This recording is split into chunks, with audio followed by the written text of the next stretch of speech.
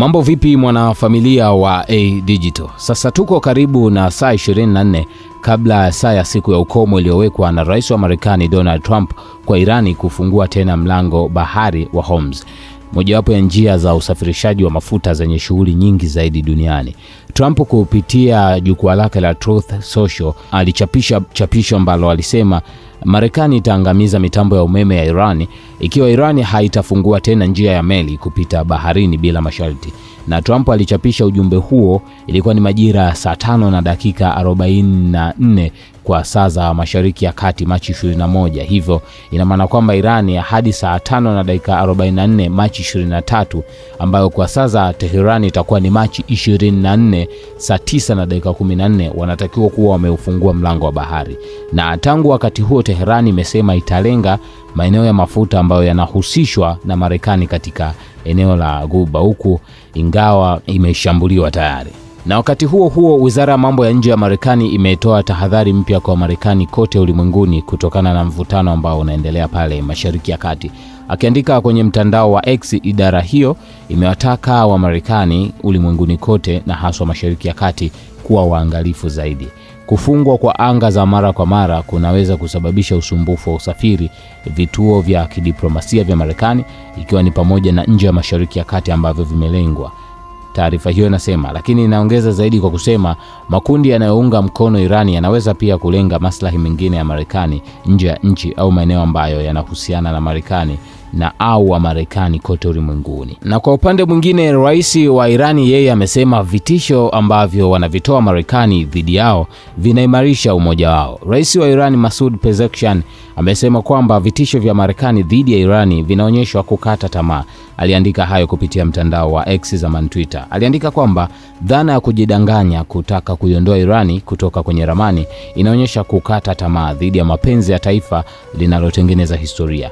Vitisho na ugaidi huimarisha umoja wetu. Mlango bahari wa Hormuz uko wazi kwa wote isipokuwa wale wanaokiuka nchi yetu. Tunakabiliana vikali na vitisho vya kipuuzi kwenye uwanja wa vita. Uhasama katika eneo hilo umeongezeka tangu mashambulizi ya Marekani na Israeli dhidi ya Irani yalipoanza Februari 28, huku Irani ikilipiza kisasi kwa mashambulizi ya mara kwa mara ya ndege zisizo na rubani na makombora ambayo yanalenga Israeli na nchi za Ghuba zinazohifadhi mali za kijeshi za Marekani. Siku ya Jumamosi, Rais wa Marekani Donald Trump alitishia kuangamiza mitambo ya umeme ya Irani, kuanzia ile mikubwa zaidi hata midogo, ikiwa Irani haitafungua mlango bahari wa Hormuz ndani ya saa 48. Ikiwa Irani haitafungua kabisa bila tishio mlango bahari wa Hormuz ndani ya saa 48, kuanzia wakati huu Marekani itashambulia na kuangamiza mitambo yao mbalimbali ya umeme, ikianza na ule mkubwa zaidi kwanza. Trump aliandika hayo kwenye jukwaa lake la mtandao wa kijamii la Truth Social. Lakini pia haikuishia hapo. Starmer na Trump walikutana kujadili umuhimu wa kufungua tena mlango bahari wa Hormuz. Waziri Mkuu Sir Keir Starmer wa Uingereza na Rais wa Marekani Donald Trump wamejadili kwa njia ya simu umuhimu wa kufungua tena mlango bahari wa Hormuz katika mzozo ambao unaendelea pale Mashariki ya Kati. Msongamano wa meli kupita njia hiyo, mojawapo ya njia zenye shughuli nyingi zaidi za meli duniani, umepungua kwa takriban 95% tangu vita vya Irani vianze tarehe 28 mwezi Februari. Msemaji wa serikali ya Uingereza alisema viongozi hao walikubaliana kwamba kufungua tena mlango bahari wa Hormuz ilikuwa ni muhimu ili kuhakikisha utulivu katika soko la mafuta duniani, wakati wa mazungumzo siku ya Jumapili jioni.